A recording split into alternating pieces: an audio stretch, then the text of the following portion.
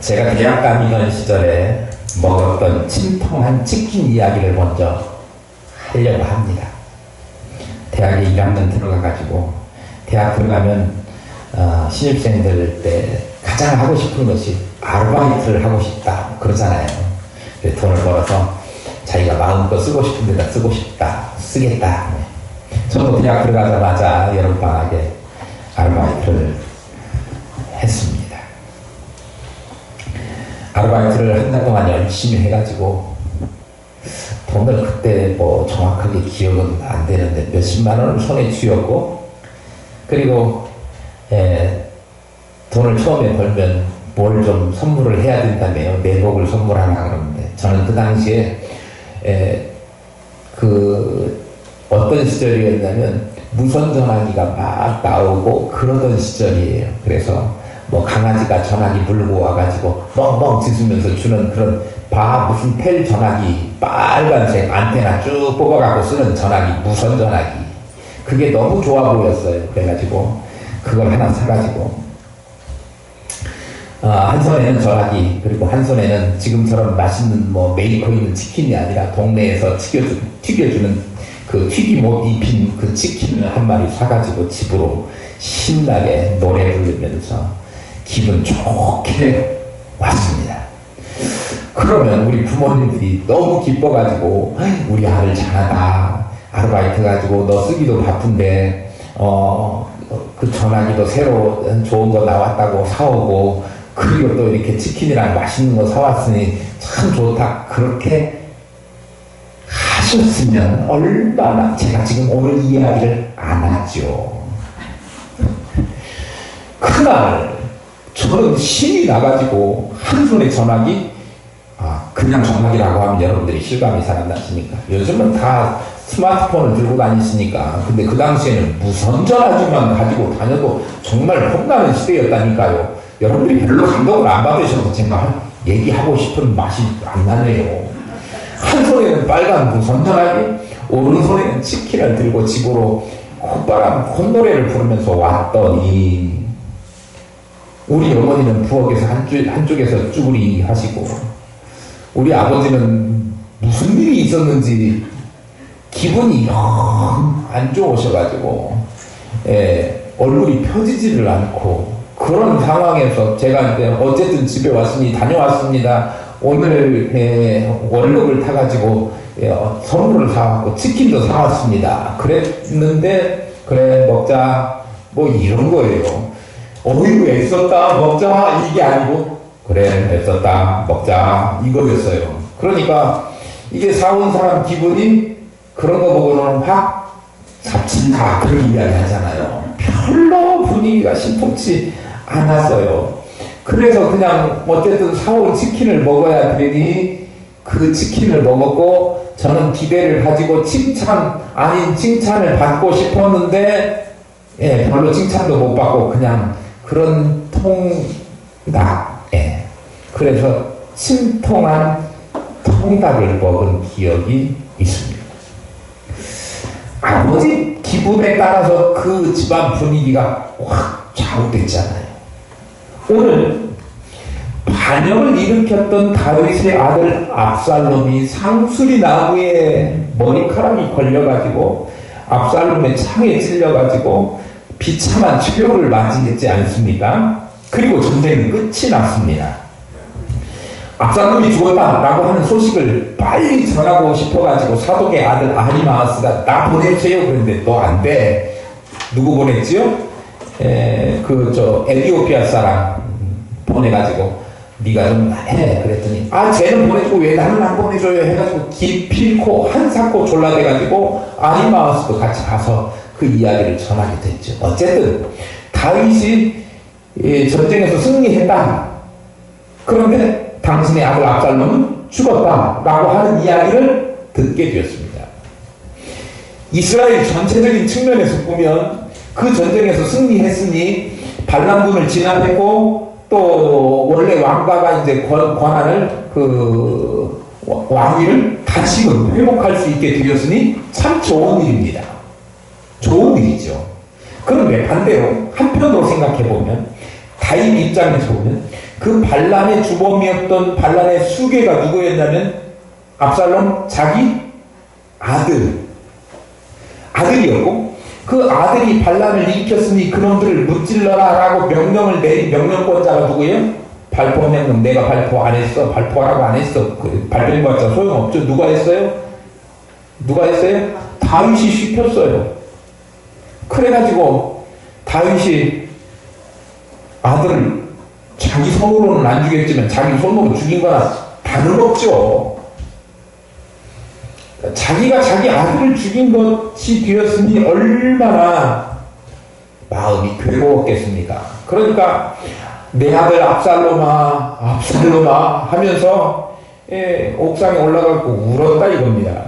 그 슬픔을 가눌 수가 없어서 모든 일을 제껴두고 만사를 제쳐두고 슬퍼하면서 울기만 했습니다. 왕이 압살롬의 죽음 때문에 또 슬퍼하게 되니까 백성들도 치킨 사와가지고 한 손에 바텔 전화기 들고 왔는데 슬퍼할 수밖에 없었다 이겁니다. 승전의 기쁨은 사라지고 대신에 우울하고 침통한 분위기가 되었습니다. 2절 3절 한번 같이 보시겠습니다. 왕이 그 아들을 위하여 슬퍼한다 하니 그날의 백성들에게 들리며 그날의 승리가 모든 백성에게 슬픔이 된지라. 그날의 백성들이 싸움에 쫓겨 부끄러워 도망함같이 가만히 성읍으로 들어가니라. 전쟁에서 이기면 전쟁에 참여한 군인들은 물론 지휘관들이고 다 기뻐가지고 백성들까지 기뻐가지고 성에 들어올 때 뭐 오프카를 타든지 하여튼 뭐 좋은 백마를 타든지 그 행진을 해가지고 승리를 축하해야 되지 않습니까? 백성들의 환영을 받으면서 우리 군대 만세, 우리가 이겼다 뭐 이렇게 하면서 의기양양하게 입성하는 것이 당연한 일이죠. 그런데 에브라임 숲불에서 전쟁을 해가지고 반란군을 진압하고 생명을 걸고 싸워가지고 이겨가지고 이제 들어온 다윗의 군대가 숨도 못 쉬고 큰 소리도 못 내고 조용하게 기죽어서 우리 성경에 가만히 살며시 조용히 들어왔다. 마치 패잔병처럼. 다윗의 슬픔은 충분히 이해할 수 있습니다. 그도 그럴 것이 아들이 죽었잖아요. 아들이 죽었는데 그 아들 죽이라고 아들하고 싸워서 이기라고 명령한 명령권자가 자기예요. 그런데 그 아들이 반란을 일으키고 전쟁을 해서 그 아들을 죽일 수밖에 없는 상황이 지금 무엇 때문에 일어났느냐 그러면 그 원초적인 발단이 자기가 하나님 앞에 범죄해서 이 사단이 난 거잖아요. 그러면 모든 책임은 나 때문이에요. 아들 죽은 자체도 슬프지만 그 책임이 그 발단이 그 시작이 나로부터 되었고 그거 진압하려고 내가 또 죽이라고 명령했고 이게 정말 이게 견디기 어려운 일이지요. 압살롬의 죽음으로 고통스러워하는 것 충분히 이해합니다. 그러나 다윗은요 왕이잖아요. 그러면 집에서는 슬퍼하고 눈물 흘리고 눈물바람하고 뭐 이렇게 한다고 할지라도 이제 왕으로서 해야 될 직무가 있고 지금 상황이 어떤 상황입니까?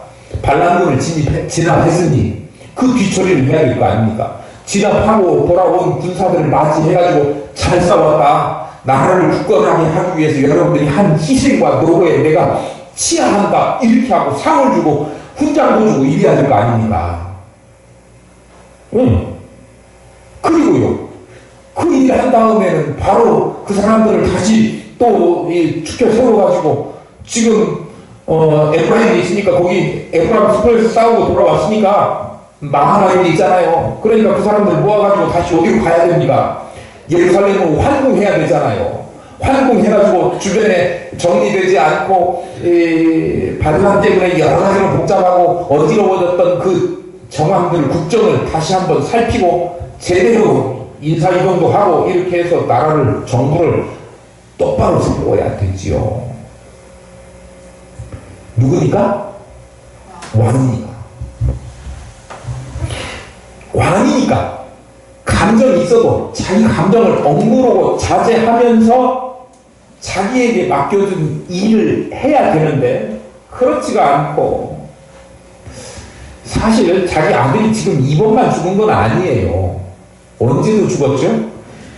바세바하고 그 사건 때문에 생겨진 아이가 있었잖아요. 하나님께서 그거 가만히 놔두시지 않고 태어난 7일 만에 데려가셨어요.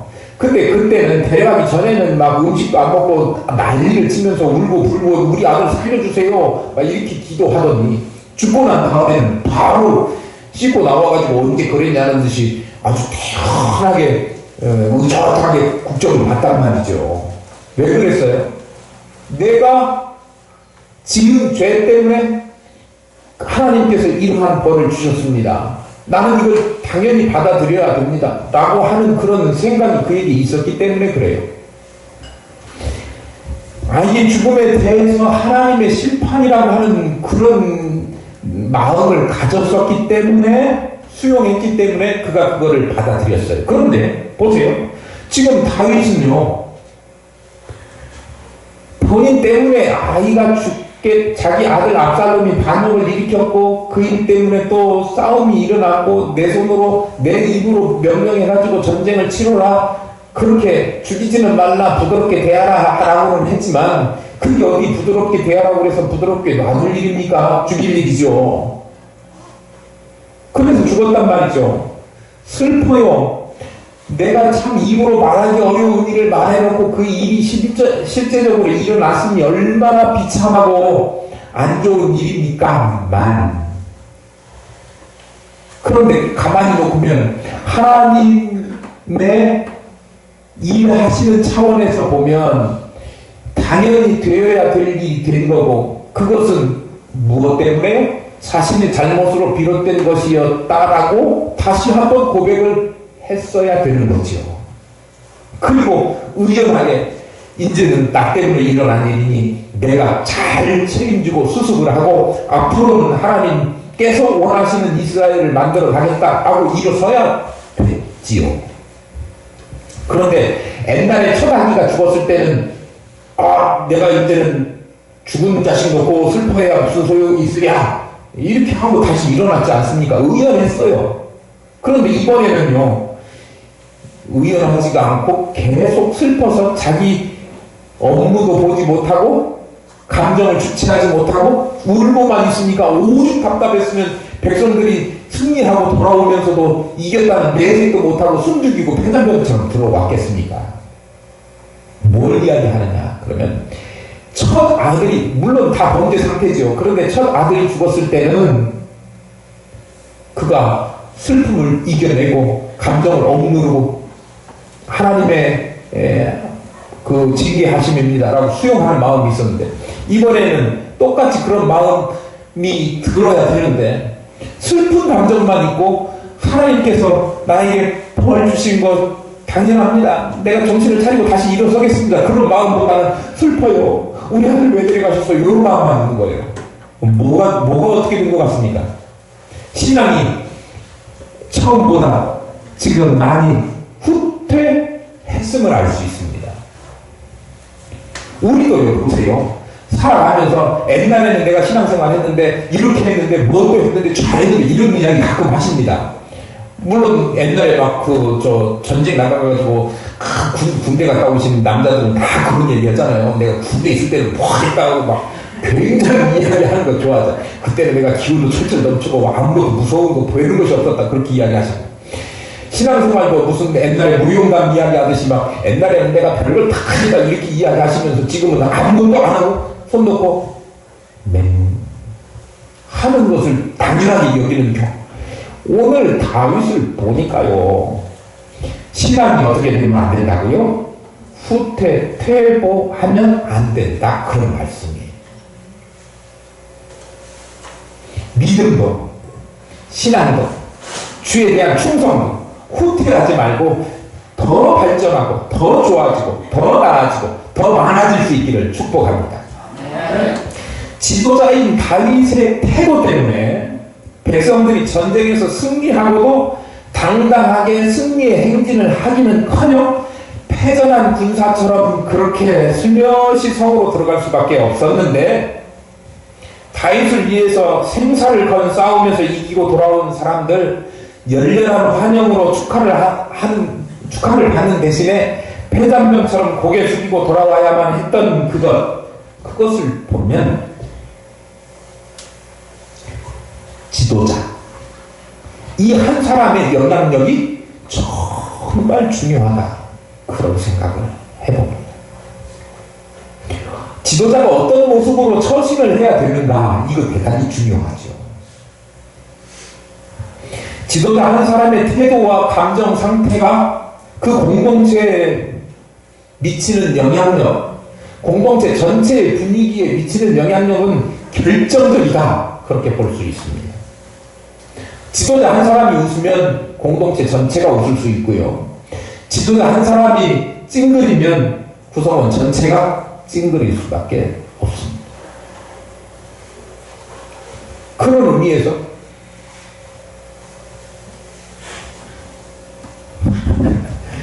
중요하죠.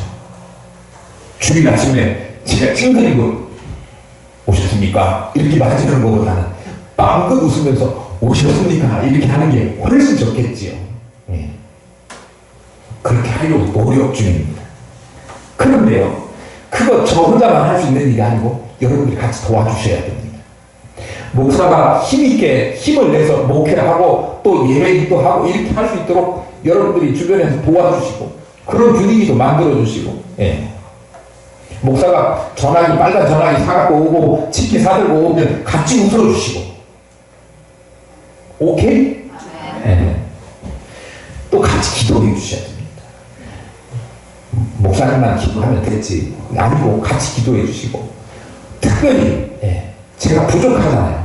많이 모자라잖아요. 그러니까 우리 목사님 하나님께서 특별히 다른 목사님보다 우리 목사님 특별히 더 많이 붙들어 주셔서 우리 하늘 기쁨 교회 이끌어가고 우리 성도들에게 영의 꼴을 충분히 먹일 수 있을 만큼 신령한 은혜를 더하시고 건강도 주시고 부족한 것 채우셔서 넉넉히 우리 교회를 이끌고도 남고 이 지역사회를 이끌어갈 수 있는 그런 교회 리더 목사님 될 수 있도록 하나님 붙들어 주십시오. 그렇게 기도해 주셔야 해요. 아멘을 두 번만 하신 것 같아요. 다 기도를 해주시면 감사하겠습니다. 지도자의 위치에 있는 사람이 그만큼 중요하기 때문에 그렇지. 가정도 역시 마찬가지입니다. 가정에서 가장 되시는 여러분, 가정에서 지도자 되시는 여러분이 얼마나 중요한가. 그 가족 구성은 전체하고 깊은 내적 연대감을 맺고 가정이 평화롭고 그리고 안정적으로 갈 수 있도록 하기 위해서 가정의 지도자 되는 사람이 참 중요하다, 그렇게 생각이 됩니다. 그렇기 때문에 교회나 가정이나 이 지도자, 공동체의 지도자들 정말 역할이 중요하다라고 하는 사실을 깨닫고 인식하고 한 가정이나 교회나 자기가 속한 어떤 공동체에서 자기가 중요한 역할을 하고 있다고 생각하시는 분이라고 하면 공동체를 세워가는 일에 정말 자신의 처세와 태도를 잘 하셔서 그 공동체가 발전하는 쪽으로 또 나아지는 쪽으로 그렇게 만들어갈 수 있도록 해야 됩니다. 나 한 사람으로 인해서 공동체 전체가 밝아질 수 있고 활력과 활기를 가질 수 있다고 하면 얼마나 좋은 일입니까? 어떤 면에서 보면 우리 모두는 공동체의 지도자 역할을 하는 분들입니다. 자기가 교회에서는 어떤 부서 부원으로 섬기지만 또 다른 부분에 가면 자기가 리더로 섬기기도 하고, 가정에서 지도자이기도 하고, 자기가 운영하는 사업체의 지도자이기도 하고, 그렇지 않습니까? 우리는 어떤 면에서 보면 지도자예요. 그렇다고 하면 우리를 믿고 의지하고 따라오는 다른 사람들에게 좋은 영향력을 줄 수 있도록 노력해야 됩니다. 다른 사람들의 손을 잡아주고 용기를 주고 어떤 상황일지라도 공동체에 희망을 주고 소망을 줄 수 있는 그런 사람이 진정한 지도자이니까 우리가 그런 사람이 되어야 된다고 하는 거죠. 격려하고 또 표정 하나라도 밝은 표정으로 그렇게 오셔서 하면 그래서 구성원들 모두에게 커다란 힘을 줄 수 있다라고 하는 사실을 기억하면서 우리 모두는 지도자다. 그리고 내가 속한 공동체에 좋은 영향력을 끼치겠다. 그런 마음으로 희망을 주는 모든 하나님의 백성들 되실 수 있기를 소망합니다. 아멘. 다윗이 슬퍼하면서 통곡한다라고 하는 소식을 듣고 요압이 그리고 군대 장관 지금 3명 세워졌지 않습니까? 아비셋, 이때. 그런데 그 중에 그래도 연차가 제일 많은 사람이 누구예요? 요압이잖아요. 요압이 듣고 다윗 왕에게 가서 직언을 합니다. 5절에서 7절 말씀입니다. 요압이 집에 들어가서 왕께 말씀드릴 때 왕께서 오늘 왕의 생명과 왕의 자녀의 생명과 처첩과 비빈들의 생명을 구원한 모든 부하들의 얼굴을 부끄럽게 하시니 이는 왕께서 미워하시는 자는 사랑하시며 사랑하는 자는 미워하시고 오늘 지휘관들과 부하들을 멸시하심을 나타내심이라. 곧 오늘 내가 깨달으니 만일 압살롬이 살고 오늘 우리가 다 죽었다면 왕이 마땅히 여기실 뻔하였나이다. 이제 곧 일어나 나가 왕의 부하들의 마음을 위로하여 말씀하옵소서. 내가 여호와를 두고 맹세하옵나니 왕이 만일 나가지 아니하시면 오늘 밤에 한 사람도 왕과 함께 머물지 아니할지라. 그리하면 그 화가 왕이 젊었을 때부터 지금까지 당하신 모든 화보다 더욱 심하리이다 하니. 그랬습니다. 요압이 한 말은요, 임금님 아무리 힘들어도 압살롬의 죽음에 대해서 너무 지나치게 슬퍼하시면 안 됩니다.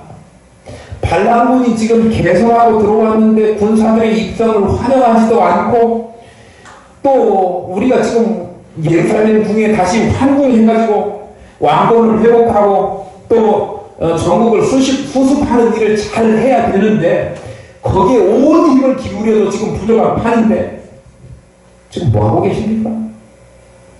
뭐하고 계시는 거예요?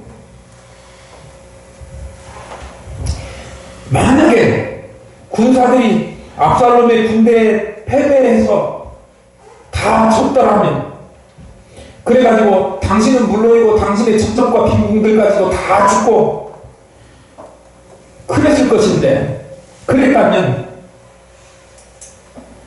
또 승리한 군사들이 패배해가지고 그냥 그렇게 비참하게 돌아왔더라면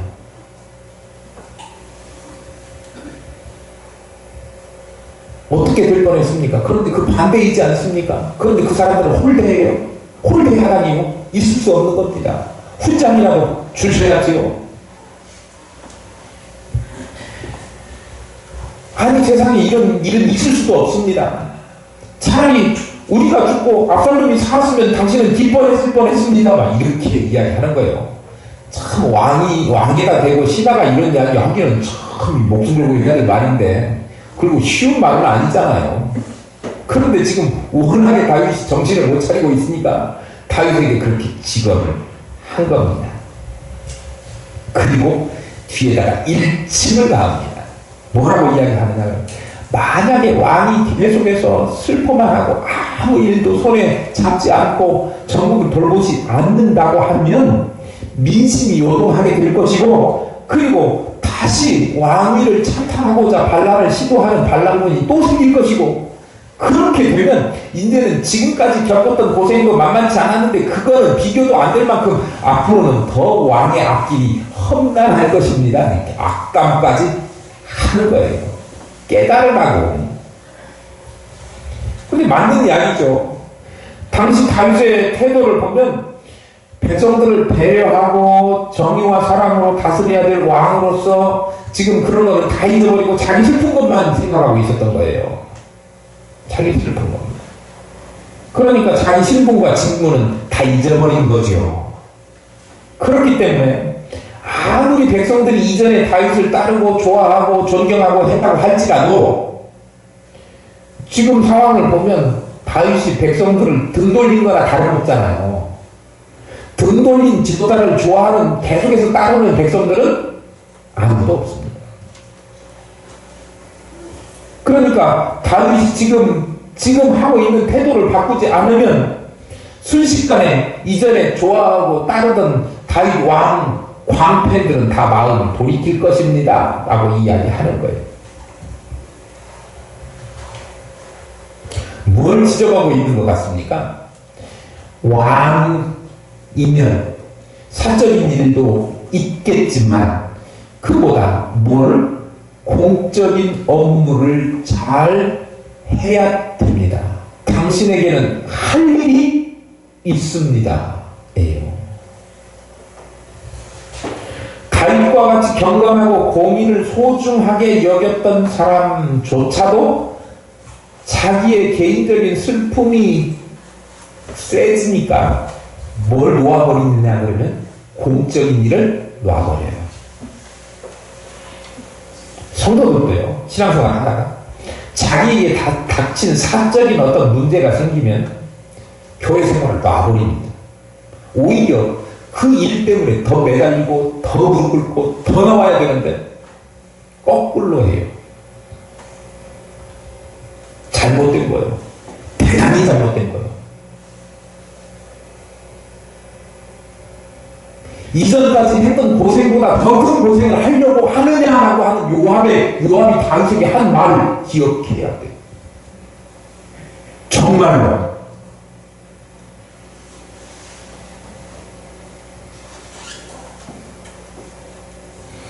공과 사를 잘 구분해야 되지요. 그것이 얼마나 어려운 일인가를 다윗을 통해서 볼 수 있어요. 다윗은요, 이거 정말 명석하고 철두철미하고 분별력 있고 통찰력 있는 사람이에요. 그런데 그런 사람조차도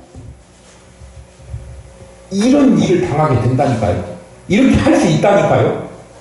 할 수 있어요. 사적인 문제나 감정에 사로잡혀서 자기의 본분을 망각하고 그렇게 하는 일을 저지를 수 있다니까요. 그런데 이거 정말 경계해야 되는 일이다. 공과 사를 구분해야 되는 것은 지도자들에게만 해당되는 일이 아닙니다. 우리 성도들도 마찬가지입니다. 왜냐하면 이 세상에 하나님께서 우리 성도들을 보내실 때 당신의 백성으로도 보내셨지만 구원받은 백성들에게 영생과 복음을 증거해야 될 책무를 맡기셔서 보냈어요. 그러니까 우리는 하나님으로부터 보냄을 받을 때 내가 맡긴 일, 메신저의 역할, 복음을 증거해야 되는 심부름꾼의 역할을 잘해! 라고 그 직임을 맡겨서 보냈단 말이에요. 그러면 우리는 하나님의 심부름꾼, 메신저예요. 말하자면 하나님 나라의 공인이란 말이죠. 공인. 공적 신분을 가진 사람이에요.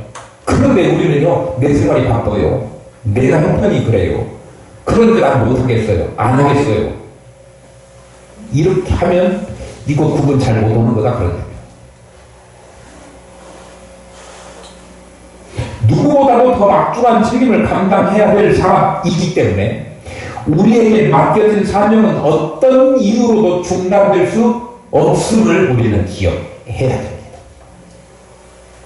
코로나19로 사람 만나기가 어려워진 때라고 하더라도 어떤 식으로든지 우리는 복음을 전해야 돼요. 그리고 예배하는 일을 어떤 식으로든지 중단하지 말고 해야 예수 믿는 사람이 예배하는 일, 복음 전하는 일, 이거 중단하면요, 생명이 꺼지고 다름없어요.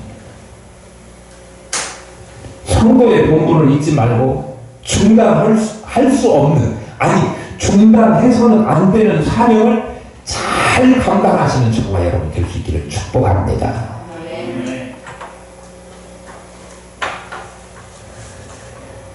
작년에도 했어야 되는데 바자회를 작년에 중단한 것이 참 억울해요. 돌이킬 수는 없지만 올해 코로나 와중에도 한 것을 제가 올해 해놓고 하나님으로부터 칭찬 받겠죠.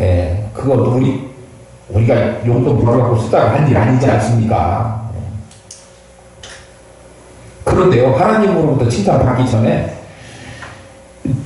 주위 사람들로부터, 동네 사람들로부터, 또 목사님들로부터 굉장히 칭찬을 많이 받고 부러움을 샀어요. 대단하십니다, 목사님. 우리 대단할 건 없는데 그냥 하던 일 한 거고요. 그리고 사실 우리가 랜선 바자회라고 해가지고 이렇게 하긴 했지만, 랜선 바자회 안 하고 대놓고 바자회 할 수도 없는 형편이 없어요. 왜냐면 일손들도 없고요.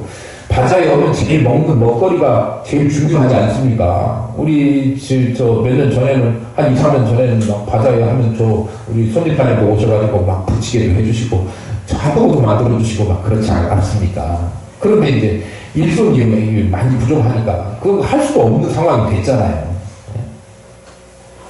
또 직접 만나서는 안 됩니다. 음식 먹어서는 안 됩니다. 그게 또 요새 방역수칙 기본이니까. 그런데 이제 랜선 바자회 해가지고 물론 싸놓고 포장해놓으면 와서 가져가는데, 목사님 어떻게 그런 생각을 했어요? 아니 그거 기본이지 않나요? 요즘 같은 때. 아니 다른 거 살 수 없으니까 그렇게 해보는 거죠.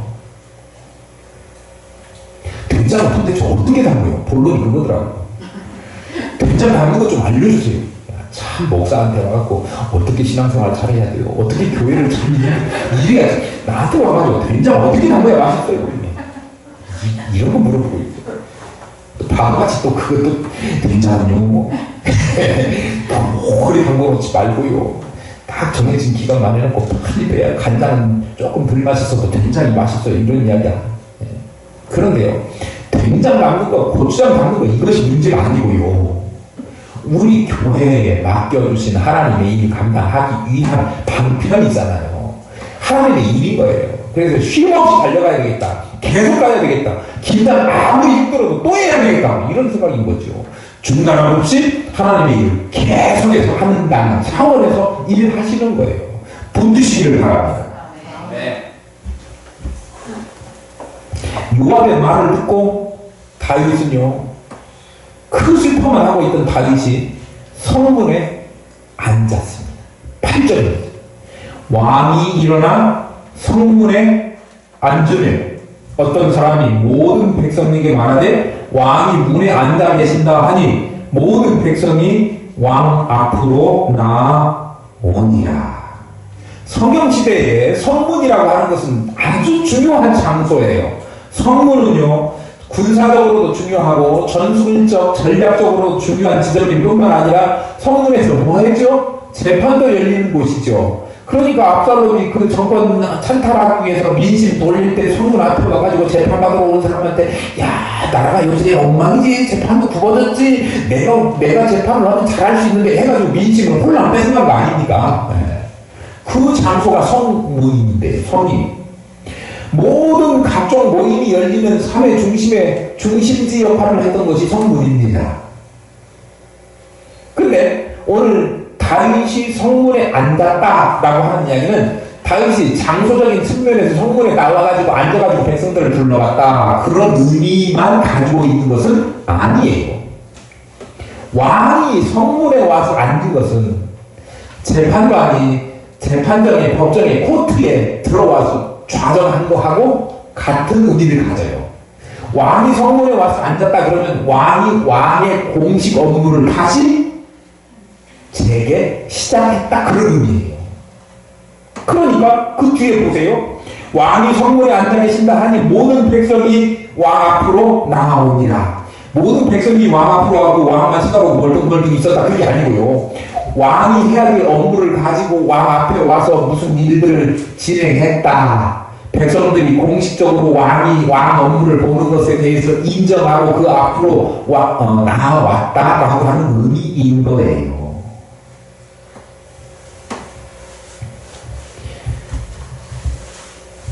뭐 하니까? 자리에 있어야 될 자리에 사명의 자리에 다시 돌아오니까 사명을 회복하니까 사명의 자리를 다시 회복할 때 하나님께서 그를 다시 사용하시는 것입니다.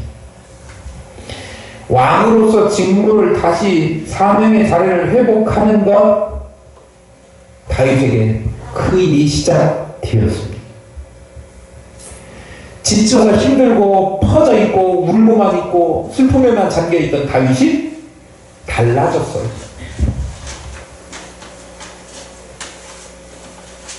우리도 달라져야 해요. 슬퍼하고 고민하고 생각나 많이 하고 아니고 일어나서 사명의 자리로 나와서 움직이고 활동하고 일해야 됩니다. 오늘 성경에 그거 말씀하고 있는 거예요. 사명의 자리, 사명을 붙들고 다시 일어나실 수 있기를 소망합니다. 우리가 성경에서 믿음의 사람이다라고 하는 사람들도 사실 이렇게 어려웠던 시절이 없었던 것이 아닙니다. 우리하고 똑같은 성정을 가진 밥 안 먹으면 배고프고 물 안 먹으면 목마르고 잠 안 자면 잠 오는 똑같은 인간이 느끼는 고통을 다 느꼈던 사람들이 그 사람들이에요. 특별한 사람들이 아니에요. 엘리야 보세요. 그들도 아합과 이세벨이 얼마나 이게 죽이려고 쫓아다니고 막 괴롭히고 그러니까 쫓겨서 빈들로 나가지 않습니까? 그 하는 기도가 뭐예요? 나 정말 죽고 싶습니다. 나 죽고 싶습니다. 스스로 죽기를 고하면서 하나님 앞에 기도했습니다. 그런데 하나님께서 그의 기도를 들으시고 그에게 먼저 쉼을 주시기도 하셨지만 결국 그가 일어나게 붙들어 주신 것은 뭐냐 하면 그에게 다시 사명을 회복하도록 하셨다라고 하는 거예요. 우리 베드로 잘 알고 있지 않습니까? 베드로가 어떤 사람입니까? 예수님의 수제자이긴 하지만 그는요 비겁한 놈이었어요. 나는 절대 예수님 부인 안 해. 그래놓고 시간도 흘러가지도 않았는데 얼마 흘리지도 않았는데 예수님을 한 번도 아니고 3번씩이나 모른다고 저 죽을까봐. 그랬던 자신이 내가 예수님의 수제자라고? 그런데 내 수제자면 예수님을 부인하지 않아야 되는데 내가 3번씩이나 부인했잖아. 나 같은 놈은 무슨 제자야? 나는 실패자야. 그리고 다시 옛날 생활로 돌아가 버렸어. 나는 연약해서 주님의 수제자라고 하는 제자라고 하는 주님의 사랑하고 하는 직분을 감당할 수 없어. 그렇게 해가지고 다시 옛날 삶으로 돌아가 버렸어요. 그래서 고기 잡는 일 어부로 돌아가 버렸습니다. 그런데 그를 다시 주님이 붙들어다가 뭐 했냐 그러면 너 내 양을 치라. 내 양을 버리라. 뭘 줬어요? 사명의 자리로 돌아와라. 그럴 때 회복되었어요. 예수님의 제자, 예수님의 사고로서 사명을 감당함으로 회복되어지는 거예요. 우리 성도들 역시 세상 살아가면서 여러 가지 환난과 어려움 그리고 뭐 가지가지 슬픈 일들도 많이 있지 않습니까? 때로는 깊은 절망에 빠질 때도 있습니다. 그래서 어떻게 해야 될지 감이 안 잡히는 때가 많이 있잖아요. 다윗이 오죽했으면 뭐라고 표현했냐 하면 기가 막힌 웅덩이. 기가 막히면 사람이 죽는다는 얘기요. 죽게 생기는 웅덩이와 수렁에 빠졌다고 할지라도 하나님께서 건져주시고 아무리 탄식하고 한탄할 만한 수렁 웅덩이에 빠졌다고 할지라도 헤어나올 수 없는 것과 같은 삶을 산다고 할지라도 하나님께서 나를 붙들어 주시기를. 그러려면 먼저 오늘 다윗처럼 사명의 자리를 회복해야 한다. 다시금 혹시 지금 앉은 자리에 계시다고 생각되시면 다시 일어서셔서 사명의 자리를 회복하시고 다시금 헌신하시고 사명을 감당하고자 하는 결심을 새롭게 하셔서 우리의 발을 반석 위에 세우시는 그런 것처럼 견고하게 우리를 다시금 세워주시고 지켜주시는 하나님의 은혜를 경험하시는 다시 일어서시는 저와 여러분 충성하시는 주의 일꾼들 되실 수 있기를 축복합니다. 우리